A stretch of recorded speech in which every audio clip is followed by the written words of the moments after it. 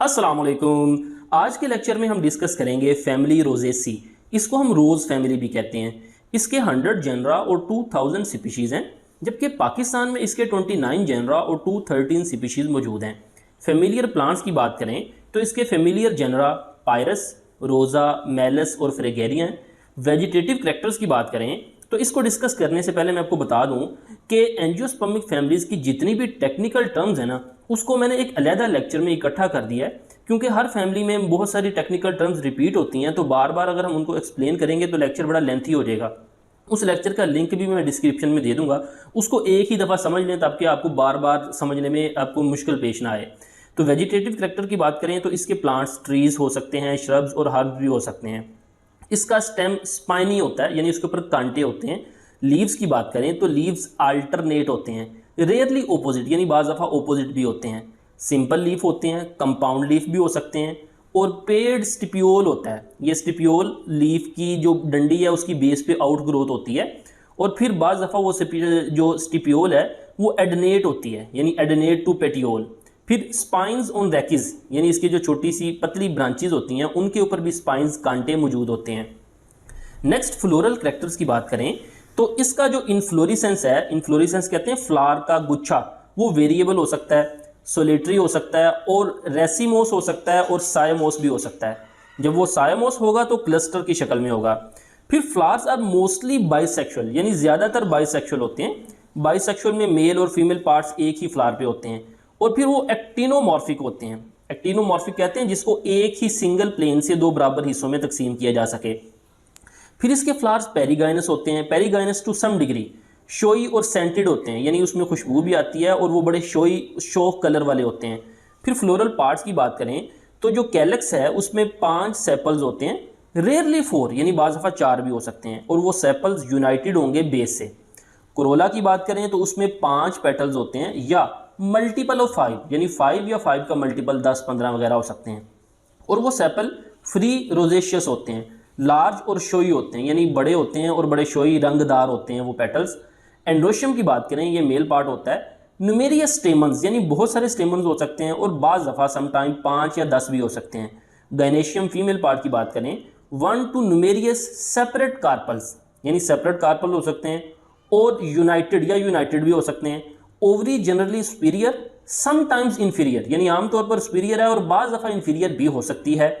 Placentation की बात करें तो जब एक कार्पल होगा, 1 कार्पल होगा, तो प्लेसेंटेशन बेसल होगी।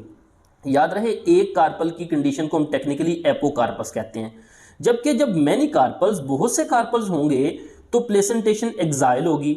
बहुत से कार्पल्स की कंडीशन को हम सिंग कार्पस कहते हैं, यानी इसमें कार्पस फ्यूज्ड होते हैं। फिर ये जो आपको डायग्राम नजर आ रही है, इसमें ए पे ये जो आपको नजर आ रही है ये ट्विग है। ट्विग कहते हैं ब्रांच ऑफ थंबनेल थिकनेस, यानी थंबनेल थिकनेस तक जो ब्रांच होगी वो ट्विग कहलाएगी, उससे जो बड़ी होगी उसको हम सिंपल ब्रांच कह लेते हैं।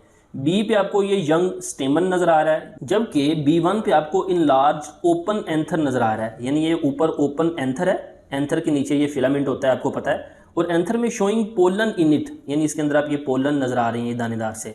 सी पे आपको हेरी स्टाइल नजर आ रहा है, ये स्टाइल है, और स्टाइल के ऊपर क्या है, बाइलेबिएट स्टिग्मा, बाइलेबिएट कहते हैं टू लिप्ड।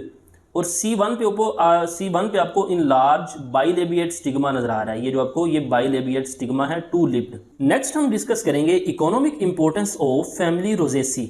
अब रोजेसी फैमिली के जो प्लांट्स हैं वो इंसान के लिए प्लेयर और वेलफेयर का जरिया है। इसी तरह टेम्परेट रीजन के अंदर ये इंपॉर्टेंट हैं फ्रूट और ऑर्नामेंटल प्लांट्स के लिहाज से। ऑर्नामेंटल कहते हैं आराइशी पौधे। फिर इनका रैंक 3rd, यानी इसका तीसरा रैंक है कमर्शियल इंपॉर्टेंस के हवाले से। कहाँ पे? टेम्परेट जोन के अंदर। टेम्परेट ये आप कह लें ठंडे इलाके होते हैं। फिर इंपॉर्टेंट फ्रूट्स इनके अगर हम बात करें तो एप्पल, पियर, पीच, आलमंड और एप्रीकोट, स्ट्रॉबेरी वगैरह इनके अहम प्लांट्स हैं।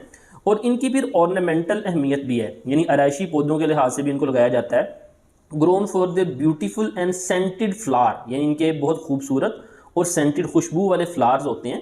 Most widely cultivated genus for decorative purpose is रोज़ा, यानी दुनिया में सबसे ज़्यादा डेकोरेशन के लिए इस्तेमाल होने वाला इसके जो जीनस है वो रोज़ा है। आपने रोज़ प्लांट्स देखे होंगे, गुलाब का फूल देखा होगा। कब से? सिंस एंशिएंट टाइम्स, शुरू से, पुराने वक्तों से ही ऐसे रोज़ को इस्तेमाल किया जाता रहा है डेकोरेशन के लिए। फिर वो कह रहा है इसके जो कल्टीवर्स हैं 9, आज का नंबर इन थाउजेंड्स, हज़ारों के अंदर है उनकी तादाद। कल्टीवर्स यानी उनकी जो इकसाम है। द ब्रांचेज ऑफ क्रेटेजियस एक पौधा है, प्रोवाइड करता है एक्सीलेंट वॉकिंग स्टिक, ये जो बुजुर्गों के लिए चलने वाली जो लकड़ियाँ होती हैं वॉकिंग स्टिक, और इसी तरह अच्छी लकड़ी भी वो फराहम करता है। इसी तरह पायरस पेस्टिया की वुड को इस्तेमाल किया जाता है टोबैको पाइप्स बनाने के लिए। अब तो इनका इस्तेमाल ख़त्म हो गया है। शुरू में इनको इस्तेमाल किया जाता था सिगरेट के तौर पर, इस तरफ से तंबाकू डाल के इस तरफ से पिया जाता था। एशियन कंट्रीज़ में पेटल्स ऑफ कॉमन रोज़ यानी जो गुलाब की पत्तियां हैं जिनको हम गुलाब कहते हैं, इस्तेमाल किया जाता है गुलकंद बनाने के लिए। और पत्तियों को इस्तेमाल किया जाता है used in extraction of essential oil, यानी उनमें से ऑयल भी निकाला जाता है जिसे हम रोज़ ऑयल कहते हैं। ये बहुत ज़्यादा महंगा होता है। फिर पत्तियों को इस्तेमाल किया जाता है परफ्यूम बनाने के लिए, क्योंकि इनमें खुशबू भी होती है। और उन्हीं पत्तियों से रोज़ वाटर या जिसे हम अर्के गुलाब कहते हैं वो भी बनता है। अर्के गुलाब इस्तेमाल किया जाता है क्योरिंग आई डिजीज़, आंखों की बीमारियों का इलाज के लिए, and for many other purposes, और दूसरे और बहुत से इसके मकासद हैं अर्के गुलाब के, इसको हम इस्तेमाल करते हैं आम लाइफ के अंदर। तो ये था आज का टॉपिक, उम्मीद है आपको समझ आई होगी। फीडबैक ज़रूर दीजिएगा। मिलते हैं नेक्स्ट लेक्चर के साथ। अस्सलामु अलैकुम वरहमतुल्लाहि वबरकातुहू।